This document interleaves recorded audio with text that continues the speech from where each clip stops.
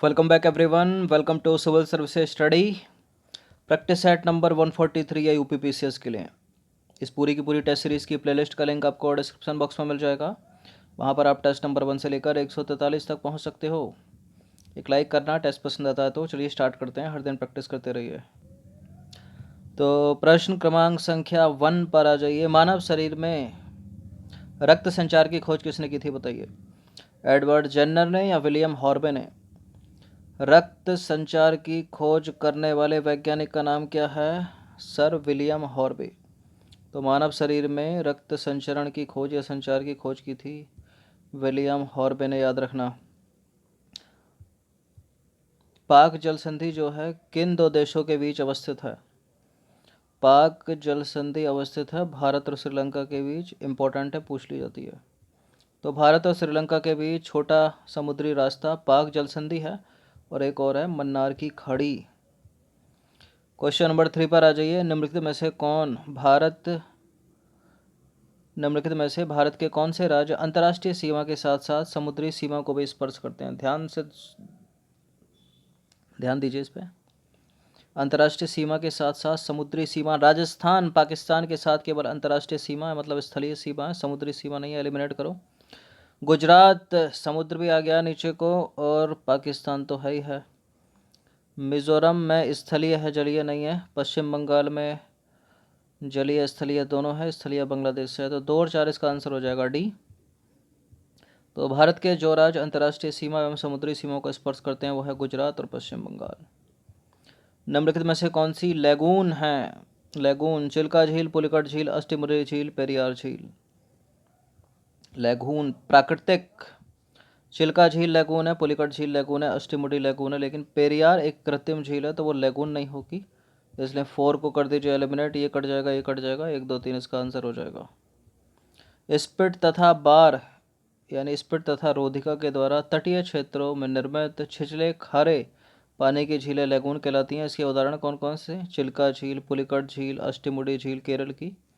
ठीक है। पेरियार झील जो है कृत्रिम झील है, लैगून नहीं है। पेरियार झील जो है पेरियार नदी से जल प्राप्त करती है। क्वेश्चन नंबर 5 पर आ जाइए। भागीरथी और अलकनंदा नदी का संगम किस जगह पर होता है, बताइए। भागीरथी और अलकनंदा नदी का संगम बहुत पूछते हैं इसको, देवप्रयाग में।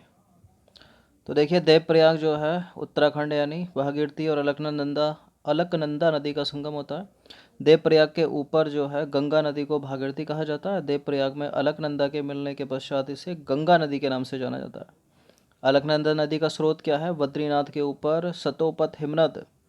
गंगा एवं यमुना नदियाँ प्रयागराज में एक दूसरे से मिलती हैं, तथा मंदाकिनी एवं अलकनंदा नदी रुद्रप्रयाग में एक दूसरे से मिलती हैं। ये पूछ लिया जाता है। क्वेश्चन नंबर 6 पर आ जाइए। प्रायद्वीपीय नदियों एवं उद्गम स्थलों के संबंध में सूची 1 को सूची 2 के साथ सम्मिलित करना है। ताप्ती नदी का उद्गम स्थल कौन सा है? गोदावरी का कौन सा है? कृष्णा का कौन सा है? कावेरी का कौन सा है, बताइए। ताप्ती नदी निकलती है सतपुड़ा पर्वत श्रृंखला से। ठीक है। कृष्णा निकलती है महाबलेश्वर से। कावेरी निकलती है ब्रह्मगिरी की पहाड़ियों से। और गोदावरी निकलती है त्र्यंबकेश्वर से। तो क्या हो जाएगा? इसका आंसर हो जाएगा डी। ठीक है। तो ताप्ती नदी की बात करें तो ताप्ती नदी का उद्गम जो है मध्य प्रदेश के बैतूल डिस्ट्रिक्ट में सतपुड़ा पर्वत श्रृंखला से होता है। यह नदी नर्मदा के समानांतर एक रिफ्ट वैली में बहती है। गोदावरी जो है सबसे बड़ी प्रायद्वीपीय नदी है, जो पश्चिमी घाट के त्र्यंबकेश्वर नामक गांव कहाँ पर है? महाराष्ट्र के नासिक, वहाँ से निकलती है। और गोदावरी बहकर बंगाल की खाड़ी में गिरती है। बात करें कृष्णा की तो कृष्णा नदी महाराष्ट्र में से ही पश्चिमी घाट के महाबलेश्वर के निकट से निकलकर बंगाल की खाड़ी में गिरती है। बात करें कावेरी की तो यह भी पश्चिमी घाट के ब्रह्मगिरी पर्वत श्रृंखला से निकलती है, तथा तमिलनाडु के कुडलूर के दक्षिण में बंगाल की खाड़ी में मिल जाती है। सब पूर्व वाहिनी नदी हो गई है ताप्ती को छोड़कर। क्वेश्चन नंबर 7 है। अकबर के दरबार में आने वाला पहला अंग्रेज व्यक्ति कौन था? पीटर मुंडी नहीं था, जॉन हॉकिंस नहीं था, सर थॉमस रोबी नहीं था, रॉल्फ फिच था। रोज नहीं है वो, Ralph Fitch, option number A. तो रॉल्फ फिच जो है फतेहपुर सीकरी और आगरा पहुंचने वाला पहला अंग्रेज व्यापारी था। कब पहुंचा था ये? इसका कार्यकाल कितना है भारत में? 1583 से 1591। इसने भारत के विभिन्न भागों में भ्रमण करते हुए अनेक स्थानों का अवलोकन किया तथा 16वीं सदी के भारतीय व्यापारिक तथा नगर केंद्रों के बारे में मूल्यवान विवरण प्रस्तुत किया। बुरादे में रखी बर्फ देर से क्यों पिघलती है? क्योंकि बुरादा ऊष्मा का कुचालक होता है। बी है इसका आंसर। तो बुरादे में रखी बर्फ इसलिए पिघलती है देर से क्योंकि बुरादा जो है कुचालक होता है ऊष्मा का। क्वेश्चन नंबर 9 पर आ जाइए। किस केंद्र शासित प्रदेश में वनों का क्षेत्रफल सबसे कम है इनमें? लक्षद्वीप में तो है, चंडीगढ़ में तो ठीक ठाक ही है, पुदुचेरी में भी है। सबसे कम हो जाएगा यहाँ पर दमन और द्वीप का। तो केंद्र शासित प्रदेश दमन और द्वीप में वनों का क्षेत्रफल जो है वो सबसे कम है। क्वेश्चन नंबर 10 पर आ जाइए। केवल कार्बन और हाइड्रोजन वाले कार्बनिक यौगिक निम्नलिखित में से क्या कहलाते हैं? केवल कार्बन और हाइड्रोजन वाले कार्बनिक यौगिक क्या कहलाते हैं? हेलोजन नहीं, कीटोन नहीं, अल्कोहल नहीं, हाइड्रोकार्बन कहलाते हैं। तो केवल कार्बन एवं हाइड्रोजन वाले कार्बनिक यौगिक हाइड्रोकार्बन कहलाते हैं, इसलिए ए करेक्ट हो जाएगा। हाइड्रोकार्बन में संतृप्त हाइड्रोकार्बन जैसे कि एल्केन, असंतृप्त हाइड्रोकार्बन एल्कीन और एल्काइन दोनों सम्मिलित होते हैं।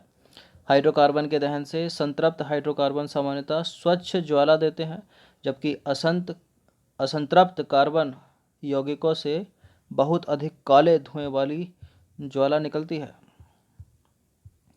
नंबर 11 है, कौन सा माइकोराइजा के साथ सहजीवी संगठन बनाता है? माइकोराइजा के साथ सहजीवी संगठन बनाने वाला कवक है फंगस। तो देखिए, कुछ पौधों में अतिरिक्त संरचनाएं जुड़ी होती हैं जो उन्हें जल एवं खनिज पोषक तत्वों के अवशोषण में हेल्प करती हैं। माइकोराइजा जल के साथ फंगस यानी कवक फफूंद का सहजीवी संगठन है। फफूंदी या कवक तंतु नई जड़ों के आसपास नेटवर्क बनाते हैं या वे मूल कोशिका में प्रवेश कर जाते हैं। कवक तंतु का एक बड़ा व्यापक तल क्षेत्र होता है जो भूमि से खनिज आयन और जल को मूल से अधिक मात्रा में अवशोषित करता है। ये कवक जो है जड़ को खनिज और जल उपलब्ध कराते हैं और बदले में जड़ें जो है कवकों को शर्करा तथा नाइट्रोजन समाहित यौगिक प्रदान करते हैं। क्वेश्चन नंबर 12 पर आ जाइए। पौधों में पाए जाने वाले मूल रोम का कार्य बताइए। पौधों में पाए जाने वाले मूल रोम क्या करते हैं? मृदा से जल एवं खनिज पदार्थों का अवशोषण करते हैं। तो पादपों के लिए मृदा से जल एवं खनिज पदार्थों के अवशोषण की जिम्मेदारी विशेष रूप से मूल रोमों की होती है, जो कि जड़ों के उग्र शीर्ष भाग पर लाखों की संख्या में पाए जाते हैं। मूल रोम पतली भित्ति वाले होते हैं जो अवशोषण के लिए व्यापक क्षेत्र प्रदान करते हैं। क्वेश्चन नंबर 13 पर आ जाइए। निम्नलिखित में से कौन से पौधे जल एवं खनिजों के परिवहन का काम करते हैं? Cytoplasmic, xylem, phloem, aquaporin. कौन सा है जो पौधों में जल एवं खनिजों के परिवहन का काम करते हैं? देखिए, साइटोप्लाज्मिक है, जाइलम है, फ्लोएम है, तीनों है। एक्वापोरिन नहीं है। 1 2 3 इसका आंसर हो जाएगा केवल डी, 1 2 और 3।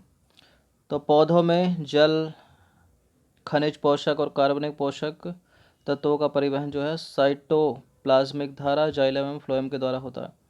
अगर केवल जल पूछा जाए पौधों में तो जाइलम, और खाना पूछा जाए भोजन तो फ्लोएम याद रखना।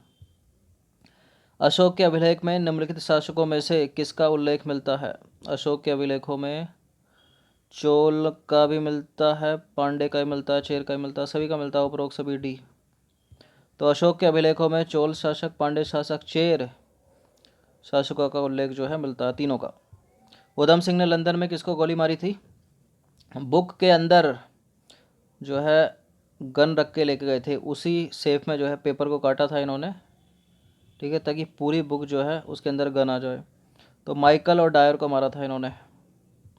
तो देखिए, मार्च 1940 में पंजाब के क्रांतिकारी नेता उधम सिंह ने जलियांवाला बाग नरसंहार का बदला लेने के लिए इस हत्याकांड के समय पंजाब के governor sir Michael O'Dwyer की लंदन में हत्या कर दी, जिसके लिए उन्हें गिरफ्तार करके शहीद कर दिया गया। खैरवार आदिवासी आंदोलन कब हुआ था?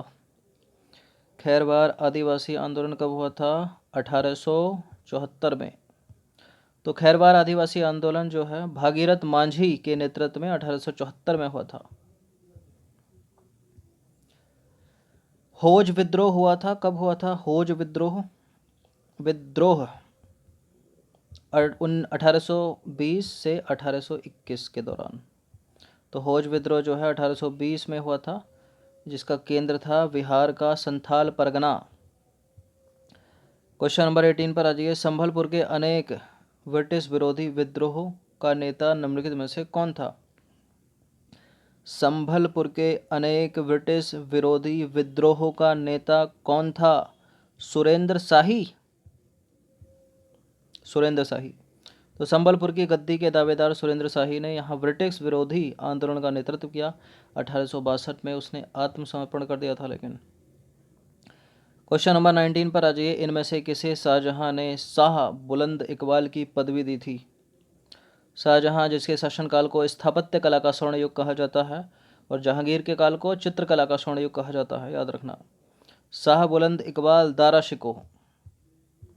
तो शाहजहां ने शाह बुलंद इकबाल की पदवी दारा शिकोह को दी थी। अंतिम प्रश्न पर आ जाइए। फतेहपुर सीकरी में बादशाह अकबर ने निर्मित कराया था ना हीरा महल, ना रंग महल, ना मोती महल, पंच महल। आगरा से कुछ किलोमीटर दूर है। देखिए, अकबर ने अपनी नवीन राजधानी फतेहपुर सीकरी में अनेक भवन बनवाए। पंचमहल पिरामिड के आकार का 5 महलों का भवन था और भारतीय बौद्ध विहारों के अनुरूप था, जो अब तक भारत के कुछ भागों में विद्यमान है। तो 20 प्रश्न थे ये मध्यकालीन भारत के। इनकी प्रैक्टिस एक बार कर लेना हिस्ट्री के। धन्यवाद।